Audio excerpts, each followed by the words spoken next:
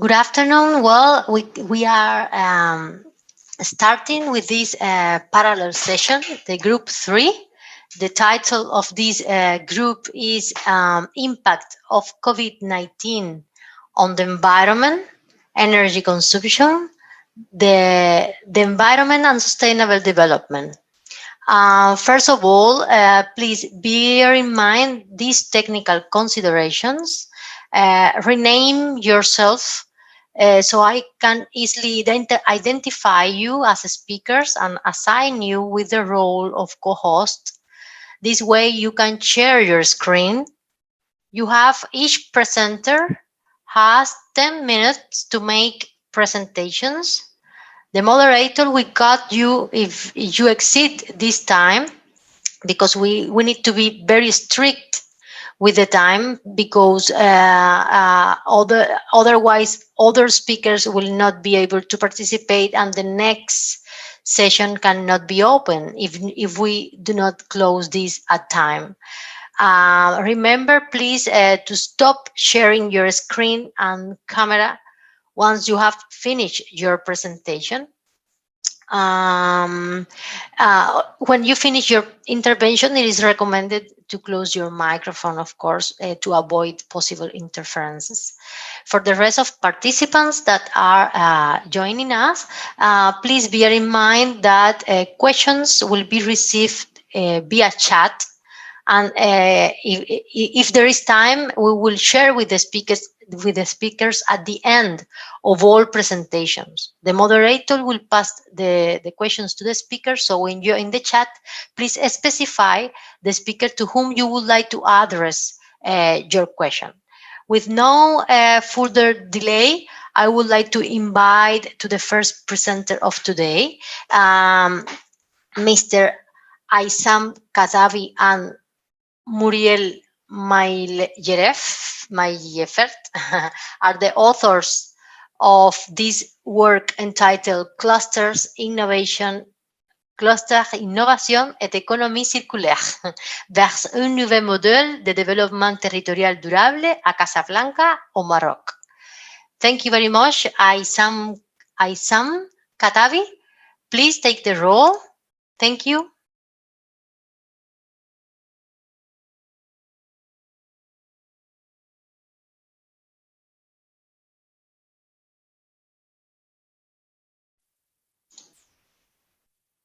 Aysam, are you there?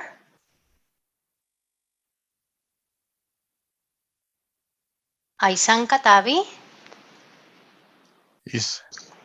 Yes, now we can hear you and we see your screen. You can start, please. Remember, 10 minutes presentation.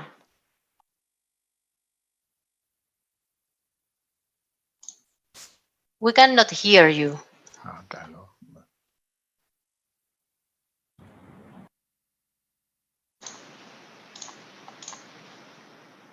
We cannot hear you. He's on mute. Hello, Aysam? We cannot hear you. Yes. Now, yes, you can start, please. Yes, ok.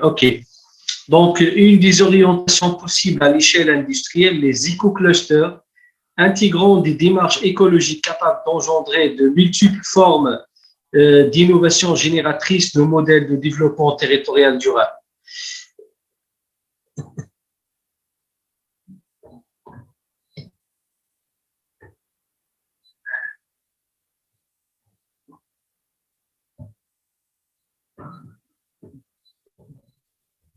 Donc, l'objet de la recherche croisée des approches cluster, démarches d'économie circulaire et formes d'innovation induites pour analyser la capacité de cette articulation à générer un modèle de développement durable. Selon Michael Porter, un cluster est un réseau d'entreprises et d'institutions proches géographiquement et interdépendantes, liées par des métiers, des technologies et des savoir-faire communs. L'économie circulaire est un système de production, d'échange, de partage permettant le progrès social, la préservation du capital naturel et le développement économique. Ensuite, le travail s'interroge sur l'existence des liens entre clusters les démarches écologiques et les multiples formes d'innovation. Le but ainsi est de vérifier le potentiel de cette articulation à engendrer un modèle de développement territorial durable. L'étude de ce cluster de la région de Casablanca au Maroc nous mène à mener une méthodologie de recherche, à opter pour une méthodologie de recherche qualitative basée sur des entretiens semi-directifs. Les personnes interviewées sont des ingénieurs chargés de mission au sein du cluster, des cadres au sein du ministère de l'Industrie, un cadre au sein de l'Agence marocaine de l'efficacité énergétique. Et puis, le choix de notre terrain s'explique par le fait que 4 à 6 clusters sont implantés sur la région de Casablanca. Le Casablanca est le premier pôle économique au Maroc. C'est une région tournée vers l'industrie. La région est considérée comme le cœur battant du royaume. Et puis, le cluster, la présentation de notre cluster, le cluster œuvre dans un domaine d'activité vitale qui est l'efficacité énergétique et les constructions durables. Il a participé à la COP 22 organisée à Marrakech. Et puis, ce cluster est ancré dans les ressources, dans la responsabilité sociale des entreprises et les pratiques développement durable. C'est pour cela plusieurs éco-innovations ont été réalisées et développées, comme par exemple la brique écologique, le logement à énergie positive et un procédé de fabrication et de production optimisé. Parmi les résultats de cette recherche, dans le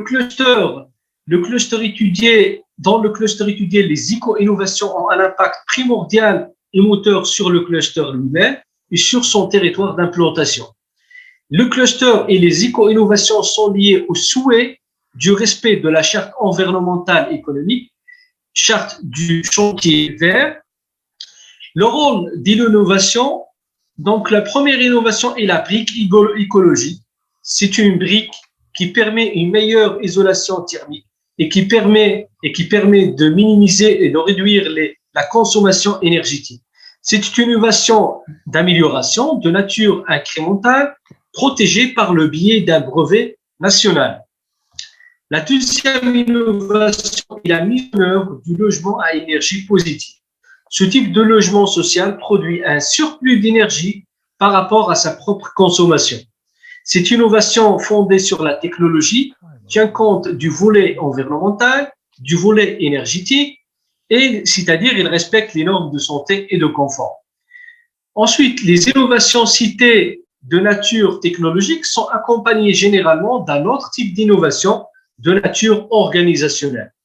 Par exemple, le LIP, le logement à énergie positive, a demandé une nouvelle organisation des groupes et des structures de travail, des partenaires et des architectes et des ingénieurs. Ces innovations écologiques et technologiques et organisationnelles ont permis de changer le type d'habitat et la façon de vivre des populations locales. On peut alors parler d'innovation territoriale sociale au niveau de la région de Casablanca. Du point de vue du modèle de développement territorial, qui est une piste pour aller plus loin, le cluster adopte des démarches écologiques et intègre des matériaux et des savoir-faire locaux dans les processus d'innovation. L'articulation des multiples formes d'innovation est à l'origine de l'émergence potentielle d'un nouveau modèle de développement territorial casablancais. C'est un modèle économique fondé sur un cluster des innovations et des démarches d'économie circulaire. Ensuite, l'émergence potentielle de ce nouveau modèle territorial permet plus d'ancrage et l'amorçage de la territorialisation de l'activité économique en lien avec l'habitat durable au niveau de la région de Casablanca. C'est un enjeu à approfondir. L'étude de la cohabitation des clusters, innovation et démarches d'économie circulaire est novatrice dans le contexte du Maroc. Les innovations écologiques ou technologiques semblent génératrices d'autres formes d'innovation organisationnelle et territoriale. Ensuite, l'articulation de ces multiples formes d'innovation permet éventuellement l'émergence d'un modèle territorial de développement durable. Ensuite, l'expérience vécue par ce cluster doit être partagé avec d'autres territoires en dehors de Casablanca pour participer éventuellement à la naissance d'un modèle national de développement territorial durable, fondé sur le clustering, des formes d'innovation variées et les démarches écologiques. Ainsi, la réussite des expériences de ce cluster est un gage pour le transfert de ces pratiques à d'autres territoires du royaume. Par exemple, le succès du projet Logement à énergie positive à Casa a encouragé le cluster à développer ce même type de logement dans le sud du Maroc. Cela prouve que ces projets et ces pratiques sont réplicables dans d'autres zones et régions. Thank you very much. Thank you very much, Aysam Katabi. Now I would like to invite Babahide Shari to present the research work entitled Impact of COVID-19 on the Development of Nigeria Energy System, Perspectives from Low Carbon Energy Transition. They are helping. Yeah. Hello. Hello. Good afternoon. Please permit me to share my screen, please. Impacts and how they vary by vulnerability. Good afternoon, all. You have the. But I wouldn't be there is a sound there. I'm hearing like. Oh yes. Yes. I was in. Okay, it's fine. It's fine. So could you please, Aysam Katabi, could you stop sharing your presentation, please? And now, Babahide, you have you can share your screen. Please see the green button at the bottom of the screen. Can you see it? Okay. All right. Can you see my screen, please? Yes, but I still hear a voice. I don't know. Okay. Excuse me a minute, please. I will sort this out now. Excuse me. I think it's fine now.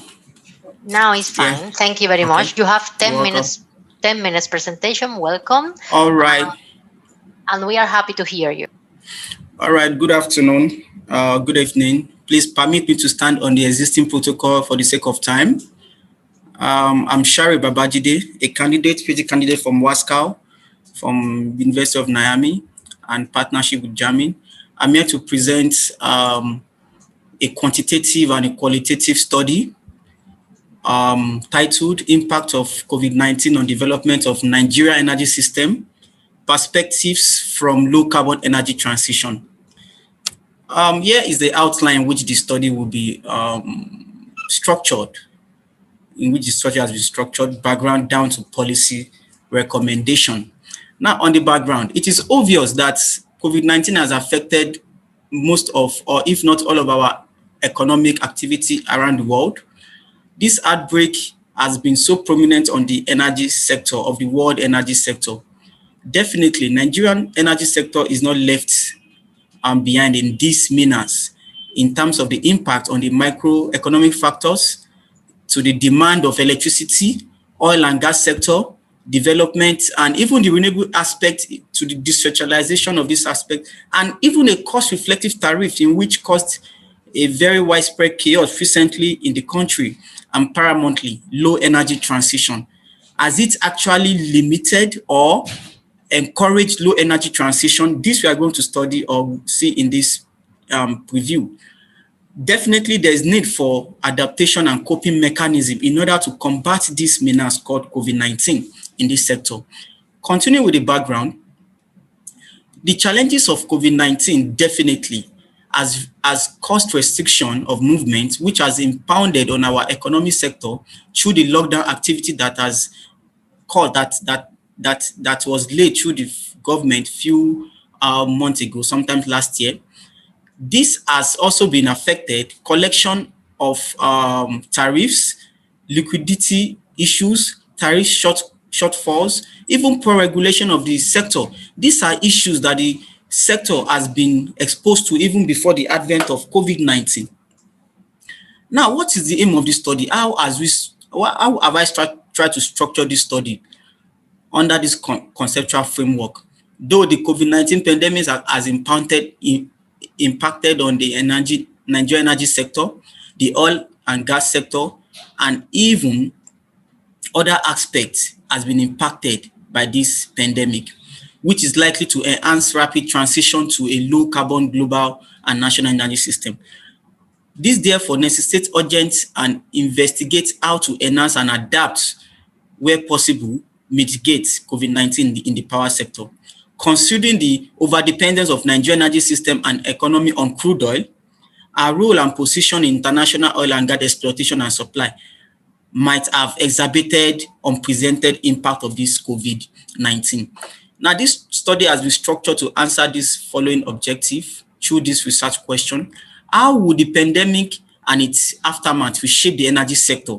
What possible ways could the impact abet or hinder the prospect of rapid clean transition in Nigeria? This study therefore endeavors to unravel practical implementable insights by investigating the impact of COVID-19 in a perspective of low carbon. Now, the methodology of this study is actually a form of quantitative and qualitative approach. First and foremost, in the qualitative approach, a 2-day workshop analysis was made whereby stakeholders from various sectors were involved in the 2-day in a 1-day workshop to assess the impact of COVID-19 on the energy sector. Their result was actually mapped in a system dynamic approach called the system thinking to see the feedback and the influence of all what they have discussed in this 2-day workshop on the system on the energy sector. And secondly, the NACA 2050, a modeling tool, national modeling tool, was also used to see to estimate the supply side management. Now, under the methodology, here is a loop. It's called a causal loop diagram in a system thinking approach that have emphasized how various aspects affect each other, how various suggestions by this stakeholder have affected from the energy economy side down to the fossil fuel side, even the SDG part. How has it been affected? For the sake of time, I might not have much time to explain this causal diagram because this causal diagram expatiates the whole impact of COVID-19, even from the center part, how it affects the oil and gas sector, to the demand, SDG, environmental impact, and in the long run, how it will affect clean energy transition. You know, I don't have more time to explain this loop. Excuse me about that. Now, in continuation, this method also consider the NACA 2050 modeling approach for the quantitative approach for the study. Now, for the results. Results showed that COVID-19 pandemic had significant sharp reduction on demand of Nigerian oil and gas, which has caused the recent recession in the country. Now, also, definitely, it has also led to a suspension of cost-reflective electricity tariff in the country, which definitely 35% have agreed that the need to diversify oil and gas sector than flaring into premium motor spirit, which we call the PMS, and auto gas is highly needed. 15% of these stakeholders also suggested that rechargeable batteries from renewable energy sources are very, very important. However, 18% suggest that significant shifts in revenue sources from crude oil, fossil fuel to other sources such as agriculture and the rest. 13% align research and energy policies designed to improve energy efficiency. That energy efficiency will be a way out to combat COVID-19. Results from NACA 2050 show that the energy supply sources are likely to be generated from renewable energy sources in the future. However, it is evident also that this pandemic has grossly affected transition processes. One, due to the fact that a cost-reflective tariff in the electricity sector was unable to be reached.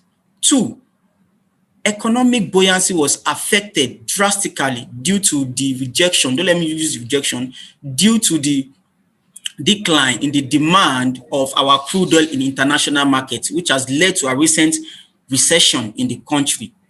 In conclusion, the Nigerian energy system has been adversely impacted by this COVID-19 pandemic. The study therefore concludes that lessons learned from this pandemic impact of this pandemic have established reasons to diversify our economy from a fossil-based source to other sustainable sources. That is, to extend our infrastructure changes in order to accommodate future transition in our energy sector.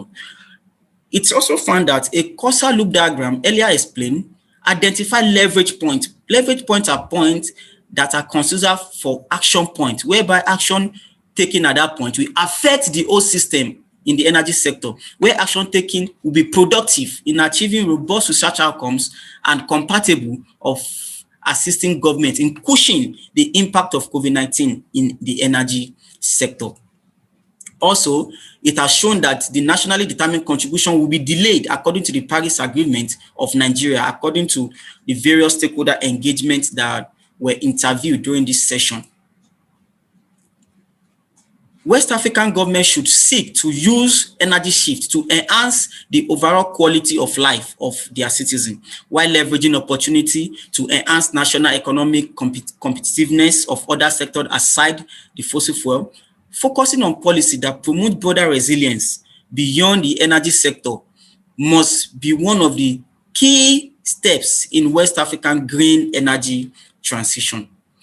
On the final slide, on the recommendation, the study recommends that more use of national oil and gas endowment within the country for producing petrochemicals, pharmaceuticals, and the rest, aside just limiting to petrol, or which is called the PMS, premium motor spirit or diesel, that drive heavy vehicle, but diversify into production of other petrochemicals.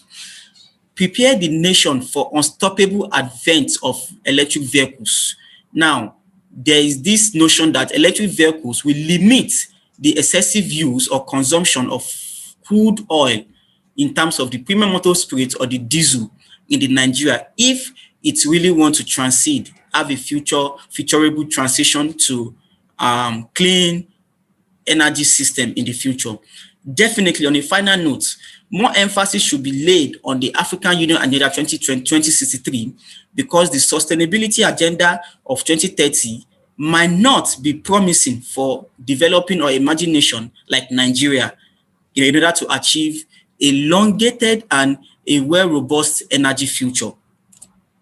I say thank you for your rapt attention, and I'm pleased to end this presentation. Thank you. Thank you very much, Babahide. Now is the moment to invite Domecq Jean-Pierre to make the presentation of the presentation. Are you there, Domecq? Yes, I'm seeing you. Could you share your screen, please?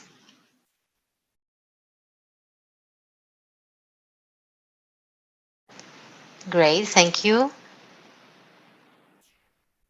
You can start, please.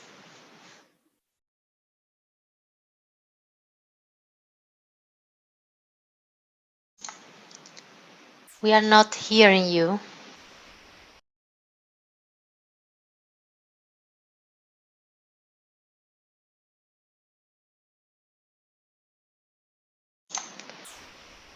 Please activate your microphone.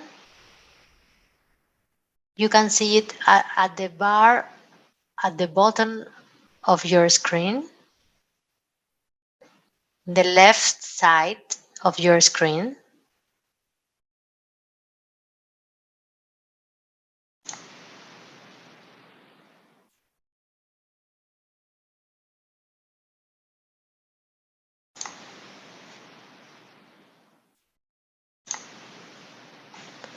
We are not hearing you.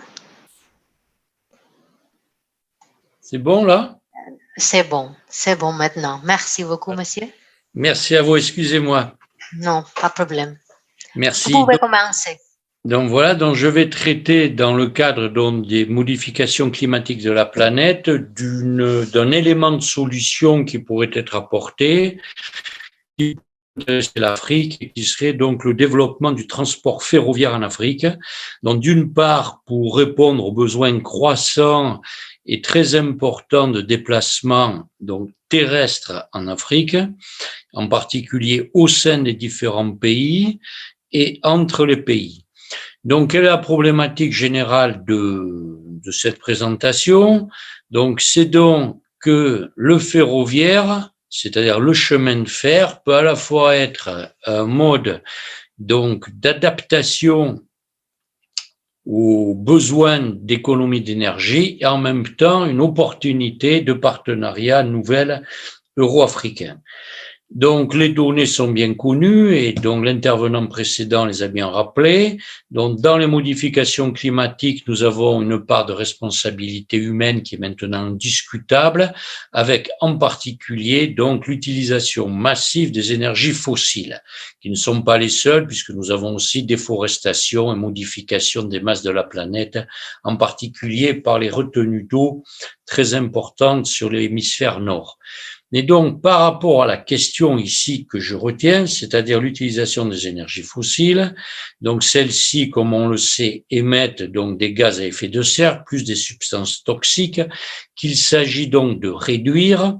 Or, le problème de ces énergies fossiles et de leur réduction d'émissions donc de particules et de gaz à effet de serre, c'est que l'on ne parvient plus donc à améliorer le rendement énergétique des moteurs thermiques, c'est-à-dire des moteurs qui travaillent à partir d'hydrocarbures.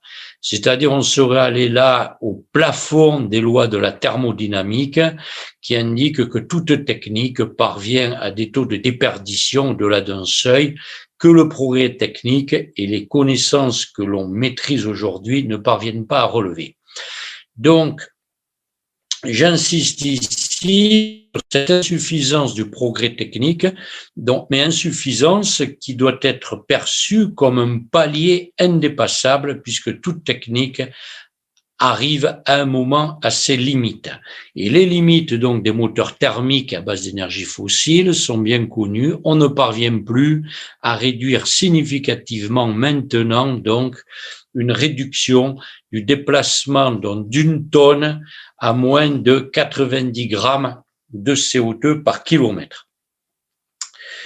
Et donc cette solution de l'amélioration des moteurs thermiques peut être abandonnée. C'est d'ailleurs pour cela que la plupart des grands constructeurs mondiaux de véhicules, que ce soit automobiles ou véhicules de transport, se penchent vers d'autres méthodes de propulsion que l'énergie thermique, avec bien sûr tout ce qui est donc pneumatique, mais aussi tout ce qui est électromobilité. Et la troisième solution au problème passe par le développement du ferroviaire. Donc, le ferroviaire, dans la problématique qui nous intéresse, donc, a la capacité de pouvoir dépasser les courbes des rendements énergétiques du thermique, qui ici sont arrivés à un palier, c'est-à-dire que toute consommation supplémentaire d'énergie se traduit par une production certes plus importante, mais croissant à taux décroissant, et à un certain moment, on arrive à un palier qui devient déplaçable, c'est-à-dire on n'arrive pas à élever la courbe des fonctions de production énergétique, puisque c'est le progrès technique qui ne change pas la forme croissante à taux décroissant des courbes énergétiques, mais ne fait que de les déplacer vers le haut. Et aujourd'hui, on ne parvient plus à les déplacer. Donc, l'avantage du ferroviaire, donc au-delà du scepticisme grandissant que peut amener ces doutes sur les énergies fossiles, donc l'avantage du ferroviaire est son très fort coefficient énergétique. Ce qui signifie, et là je vais être peut-être moins rapide, ce qui signifie qu'il faut 3,5 fois moins d'énergie pour déplacer une masse sur voie ferrée que sur route.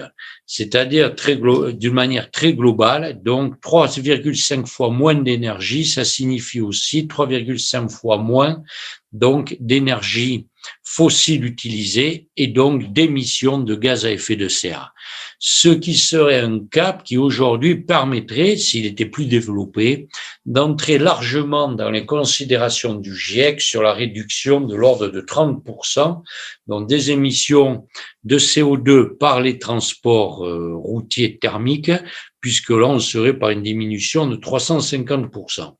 Et c'est d'ailleurs la raison pour laquelle ce très fort coefficient énergétique que le chemin de fer au XIXe siècle a pu être donc développé.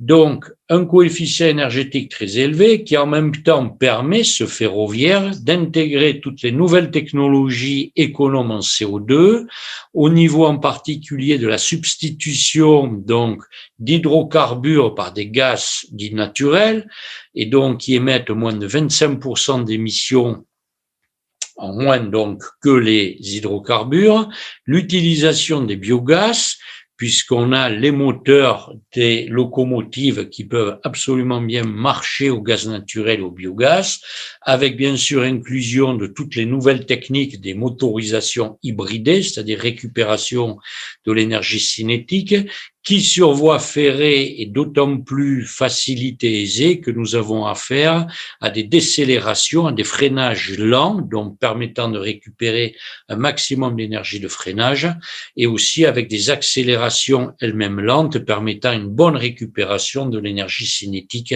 emmagasinée au niveau des freinages. Et nous avons aussi, bien sûr, la possibilité facilitée sur voie ferrée d'alimentation électrique, soit par caténaire, c'est-à-dire par les fils électriques directement branchés sur les stations, ou aujourd'hui par pile à hydrogène pour les voies qui ne sont pas donc équipées donc d'un réseau électrique autonome. Voir que le réseau électrique d'une voie ferrée coûte aussi cher que la voie ferrée, et donc avec la pile à hydrogène, on peut avoir dans des opportunités importantes de passage à l'électricité de voies ferrées nouvelles à construire ou de voies ferrées qui jusque-là marchaient donc au diesel. Et de plus, le ferroviaire a le très grand avantage d'un bilan énergétique amont qui est très favorable, puisqu'il utilise que des matériaux recyclables, du fer, de la pierre pour le ballast, du béton lui-même recyclable.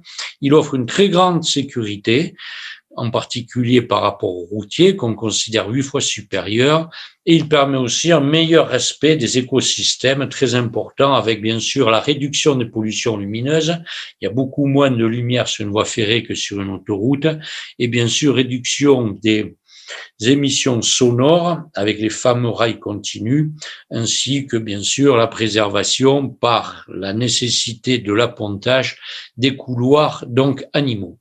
Donc aujourd'hui le ferroviaire fait partie, même il est l'une des seules, on va dire, techniques abordables et réalisables à court terme, permettant donc de substituer donc au transport routier, en particulier de marchandises, le transport ferroviaire, sachant que le ferroviaire peut intégrer dès maintenant tous les nouveaux concepts de conduite autonome, c'est-à-dire de gestion centralisée, et bien sûr commandée par onde, et en particulier donc avec toutes les nouvelles techniques de télécommunication à très haut débit, dont une organisation centralisée des flux sur voie ferrée.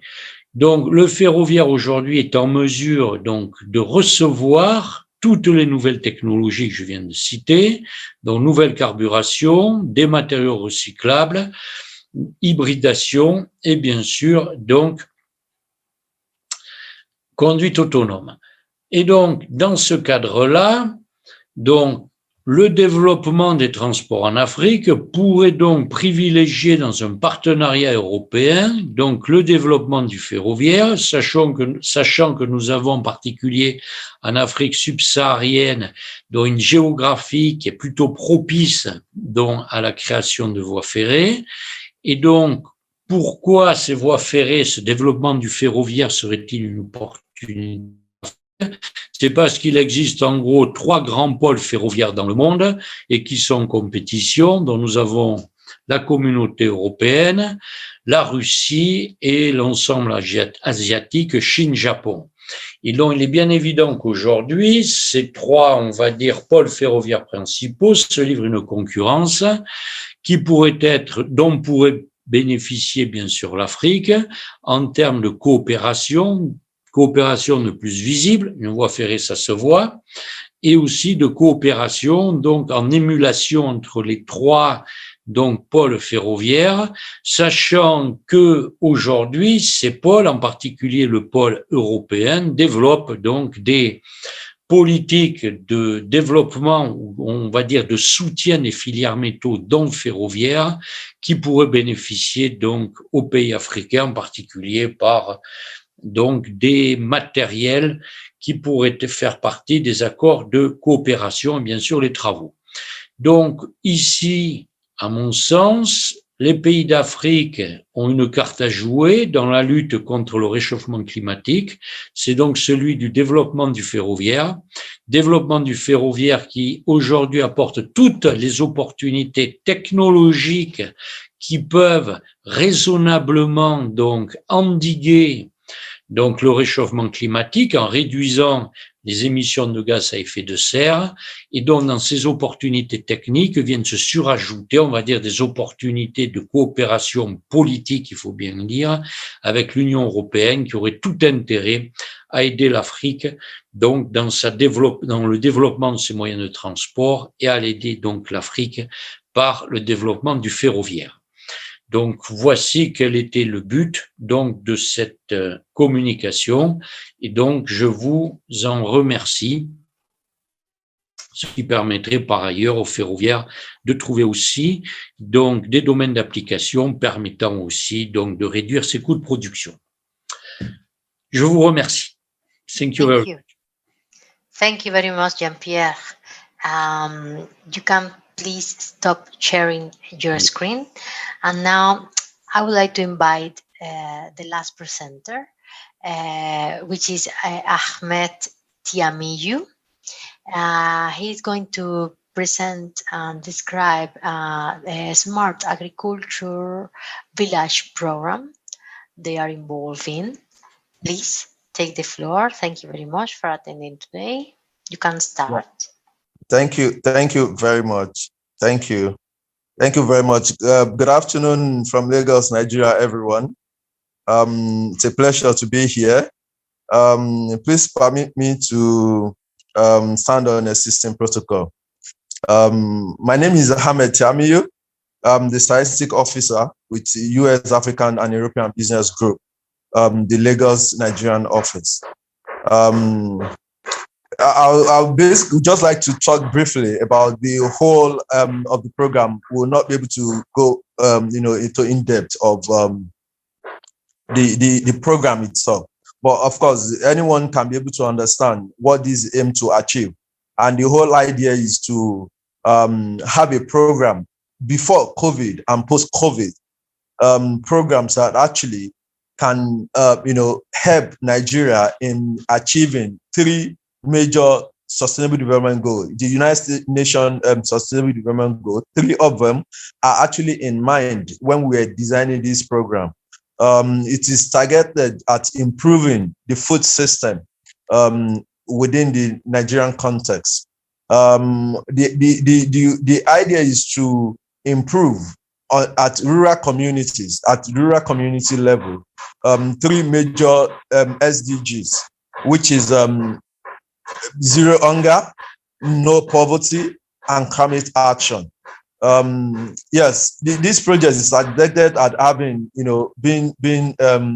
introducing an initiative which is actually aimed at supporting rural community in sustainable agriculture, climate smart agriculture, and circular bioeconomy.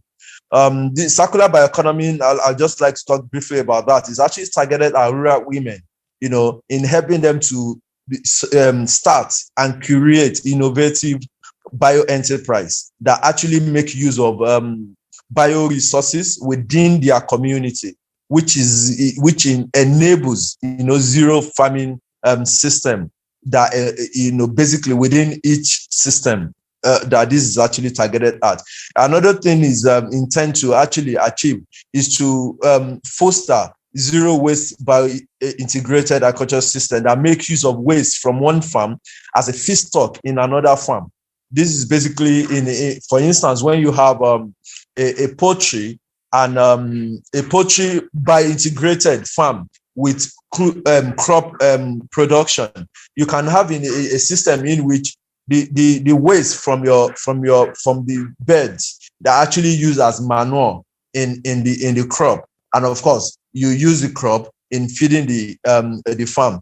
At the end of the day, what this does is it is healthy for the environment, and it gives the farmers more income because it saves them costs in their farm and in their production. Another thing we intend to achieve is actually to increase access to high-yielding varieties, pests, and drought-resistant crops to smallholder farmers, empowering agricultural activity like irrigation through solar system. All of these are actually aimed at improving on the seed system.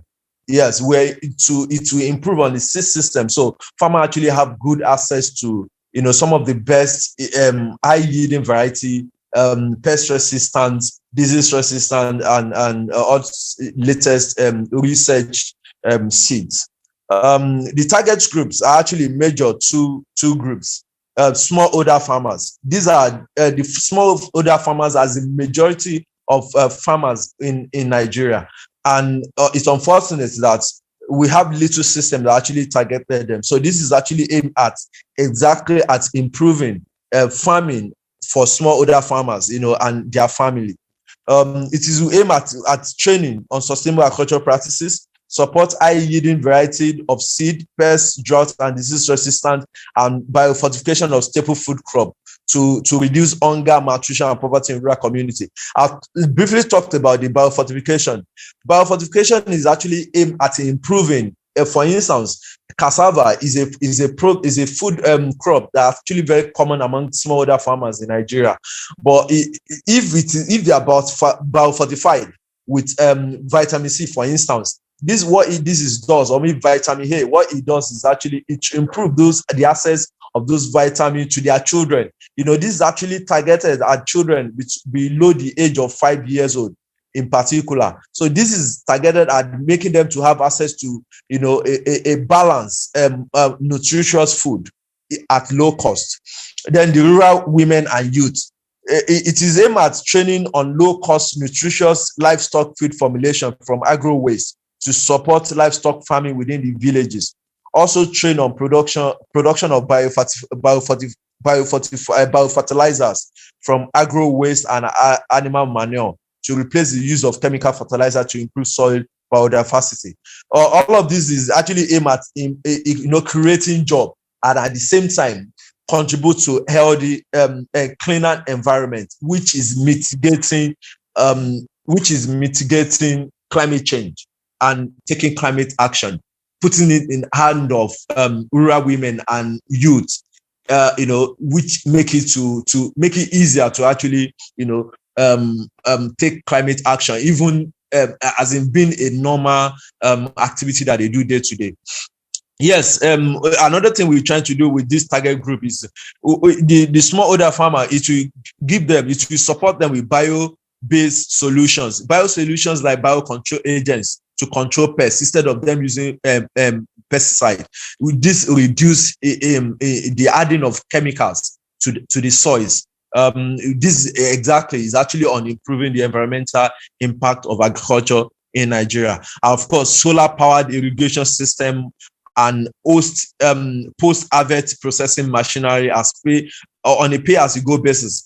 They will be able to support with solar home system to improve the quality of life in rural community. All of these are targeted at improving life in rural communities. This will stop rural-urban migration within Nigeria, and at the same time, it will be at using renewable energies, which will limit the impact of on the environment. Rural women, of course, and youth will be supported with capacity building in bioentrepreneurship and creation of bioenterprise that will focus on effective utilization of bioresources within their localities as food, medicine, raw materials, and feedstock for farms to contribute to cleaner environment. The same thing, creating job for rural women and youth in ways to actually contribute to cleaner environment. Clean environment mitigates climate change, so that we don't fall hard to the agony that rural communities are going through, especially for those that are very prone to climate change and unpredictable weather that we have lately because of climate change. Yeah, the pilot stage is actually targeted at farmers, smallholder farmers. For smallholder farmers will be put in six clusters, and each cluster will consist of 5 farmers. So they farm in group and have a cluster, they farm together. So they once we educate them, and we have attach a researcher to them that work with them. They educate them, so they work together, they learn from each other, and they grow. The same thing will be done with rural women. Rural women and youth will be put in cluster of 5 in each villages. So those 5 will be working in 4. But there will be 4 in each of their group, and for each group is targeted at supporting the farmers, the group of the farmers within the same village. So what all of that does is basically why the farmers produce the waste, the rural women and youth actually turn into job, and at the end of the day they support each other, and the overall result expected is to have a zero waste by integrated farming within each villages. How Smart Agriculture Village Program will address the effect of COVID-19 in rural community in Nigeria. It will reduce hunger and malnutrition, especially among pregnant women and children under the age of 5 in most vulnerable and food insecure communities. I mentioned this already.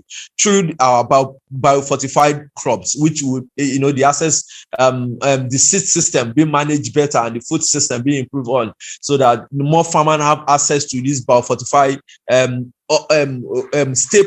staple crops. These are crops that are actually already common to them, but biofortified so that it increase. It's now more accessible to them, and they can be able to use it to farm them, which make it easier for these essential biofortified nutrients crops to be available to them and their family, especially for pregnant women, lactating women, and children under the age of 5. It will also reduce extreme poverty among rural farmers by enhancing the agricultural productivity, improve the crop yields, income for smallholder farmers, and reduce cost of agricultural production. All of these I've explained before. All of this is the result of everything that we're doing. We're trying to achieve. It will also reduce the environmental impact of agricultural activity by reducing the land, water, and nutrient use.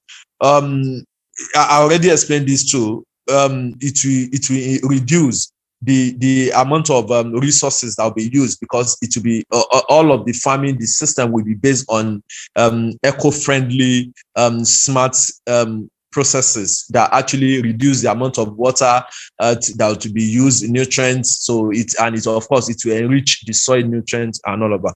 And lastly, it will reduce rural urban migration among the rural youth. I already mentioned this. When jobs are created in the rural community, more of the young people and women will prefer to stay in their community to improve it, instead of migrating to urban areas, or maybe traveling outside the country looking for opportunity. But when they can find opportunity within their community, all of this make them to be able to improve within the local community, of course, and improve the Nigeria and of course the world. All of these are targeted at improving or achieving the Sustainable Development Goal of 2030 in Nigeria. These are actually the brief of what our project is trying to achieve. I hope the presentation is educative enough. Thank you very much. Thank you, everyone. Thank you very much, Temi, for sharing with us this project and your reflections. Now is the moment to open the chat for questions. If you have any comment or question, even speakers that would like to add some comments or make questions to the other speakers. I see we have other participants in the room. Please take the floor, raise your hand, or write in the chat. You can use whatever to make your questions. Here, yes.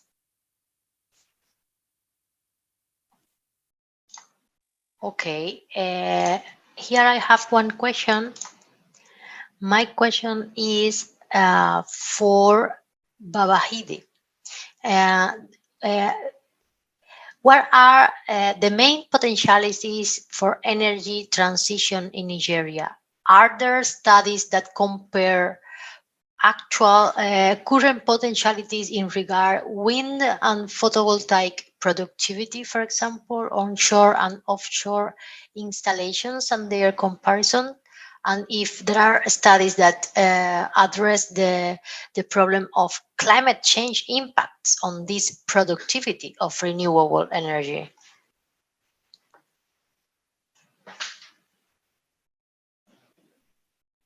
Babahide.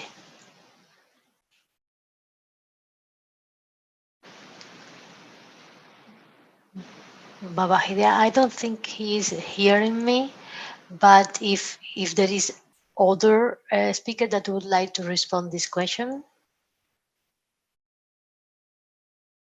Hello, Babahide, are you there?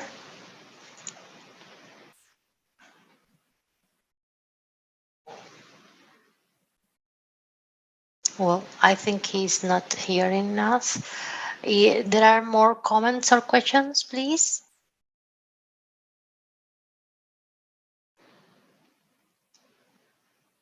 I see we have participants from Spain.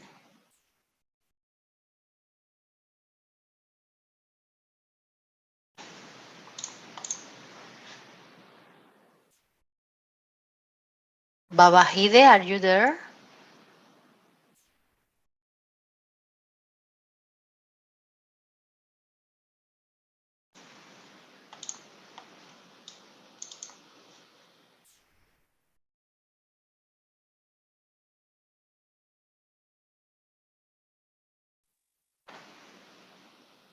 Is there any other comment that speakers would like to add to their presentations, Michelet? Yes, yes. I wanted to tell you something about photovoltaic projects. Yeah, I think for example in Nigeria, right, they have a lot of studies that have been carried out, right, and the government in Nigeria they're trying to push photovoltaic use. But I think most of the things government in Nigeria they're trying to see it's about establishing or assembling plants, because especially well it's not the same when you're importing, for example, solar panels, and then all of the equipment. So I think the goal of the government, is to see how to set up, for example, manufacturing companies. I think but a lot of study has been carried out, about the issue, and it's true that Nigeria is facing big challenging in terms of providing, renewable energy to the people, because as all of us we can see, one of the big problem we have. I mean, I can say the world is facing how to provide clean energy to people, how to mitigate, for example, the risk. So it's very important. And the fact is because wind energy and solar energy, I think can be with the solution, and I believe it's what the government is trying to improve, but especially by setting up manufacturing, encouraging manufacturing in the country, and providing, for example, funding, providing, for example, I mean, a small interest rate, in order, so entrepreneurs can, they can undertake the venture, they can set up the business. I think there are some initiatives running, running, and there have been a lot of tenders in Nigeria, in order to encourage entrepreneurs. It's true with the COVID-19, we have big challenges in Nigeria, big challenges because of the currency of Nigeria. It's true because most of the time the currency, is depressing, and a lot of investors, they have fears of that. So the things we have to try to see how to mitigate the challenging, the challenge that we have in front of us after the COVID. So how to help people, for example, especially in the mini grid system, and for rural areas, rural communities, so they can afford electricity, because we know, for example, people in rural communities, they don't have access to energy system. They can afford it because they don't have machine power. So we need to find out the best solution. Or, for example, the mini grantee system, put it in place, for example, in Nigeria, not only in Nigeria, especially in Africa. I think the mini grantee program could help, with several barriers that a lot of small developers they are facing in order to access to the loan. I think it's a big issue. But I think government of Nigeria is working hard and is pushing that sector, is pushing the entrepreneurs in the country in order to help people have access to the photovoltaics. I think this is what government is pushing, is what in which you're working a lot, and I think it's very encouraging. That's right. Thank you very much. Somebody else that would like to add something? Babahide? Hello. Hello. Thank you. I think, thank you so much. It has been a privilege listening to great minds here. And this event has been so great. However, I must commend wonderful speakers, wonderful messages from the perspective of renewable down to COVID-19. And I've observed some major trends in research perspectives, which will definitely lift cushion the effect of COVID-19 the more in our region, especially in the energy sector and part of it in climate change aspects. Thank you so much. And Yen Lam, am I correct? Yen Lam, if I've pronounced that, but please excuse me. And I love your moderation aspect. It has been so encouraging and welcoming. Thank you so much. Thank you very much to you. Other comments or other speakers that would like to add something? Spanish participants are motivated to say something here. I see you.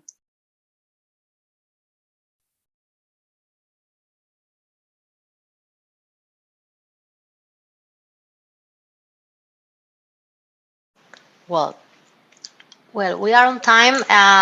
We in fact, according to the program, we should end the session 20 minutes before the next group. But it is almost 4, so we are 30 minutes before the next group. But if there are no more comments or questions, we can take a coffee break and wait to the next session. But I will close this conference now. If you want to participate in the next parallel session in this same room, you need to use that link that you have in the program. Okay, you cannot stay here. So I will close this session for everyone. Thank you very much for attending today. Thank you very much for sharing all your experience, reflections, and current projects. Bon courage. Thank you very much. Have a nice evening. Merci beaucoup. Thank you very much. Thank you very much. Thank you, Yam. Thank you very much. Merci beaucoup. Bye-bye. Thank you. You did a very good job moderating. Thank you very much. Thank you. Thank you. Gracias. Yes, thank you. See you tomorrow. Thank you. Thank you. Thank you.